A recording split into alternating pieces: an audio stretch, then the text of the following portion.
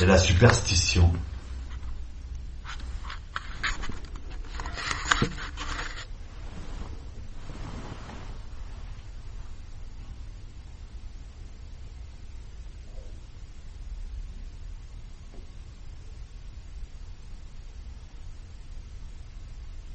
On se pose la question de savoir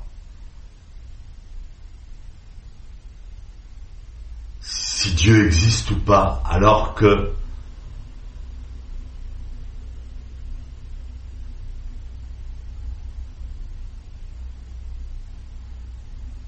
la science démontre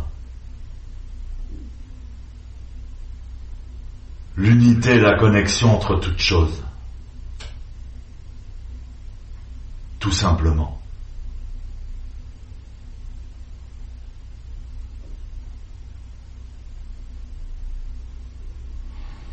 La particularité du zazen, en tant que méditation,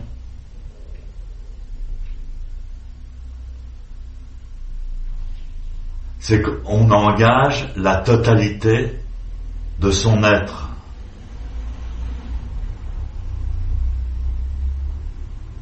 On engage la totalité de son corps.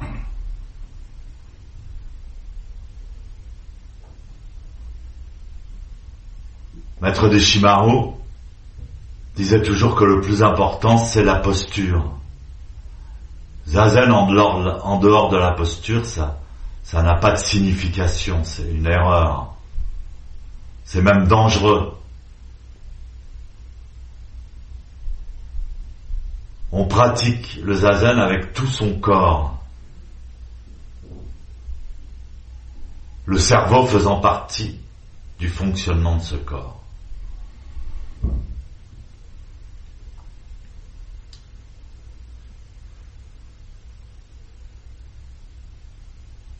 La première règle, c'est que la colonne vertébrale doit tendre vers la rectitude, elle doit être droite. Toujours, on pousse le ciel avec la tête, on pousse la terre avec les genoux.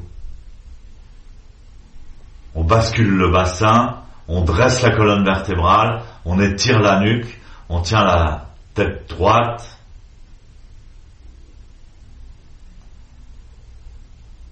Et on se positionne par rapport à la force gravitationnelle de la Terre.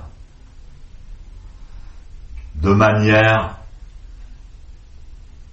à compenser cette force dans un équilibre qui nous met en apesanteur active. Apesanteur active. On ne peut pas faire l'expérience de l'éveil du Bouddha si on n'engage pas tout son corps dans la posture. Et il n'y a pas seulement la posture, il y a aussi la respiration, le souffle, fondamental. Donc, pour révéler la connexion,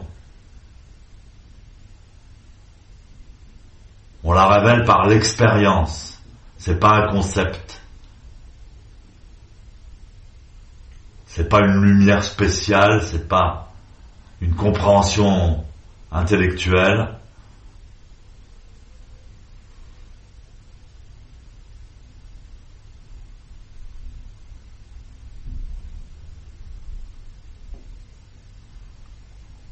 Donc tout est important dans la posture, jusqu'aux mains, à la position des doigts.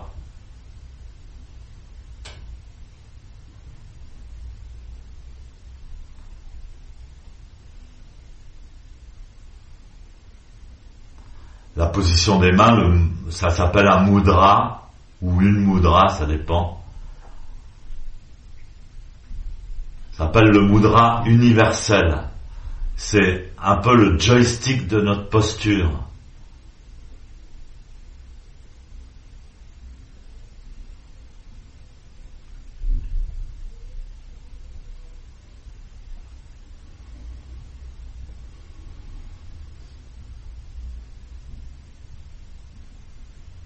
Maître Deshimaru disait que la position des mains est intimement liée au cerveau.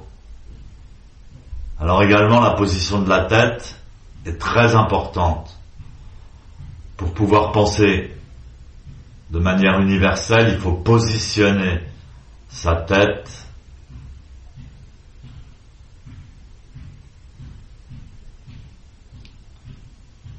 dans une parfaite verticalité.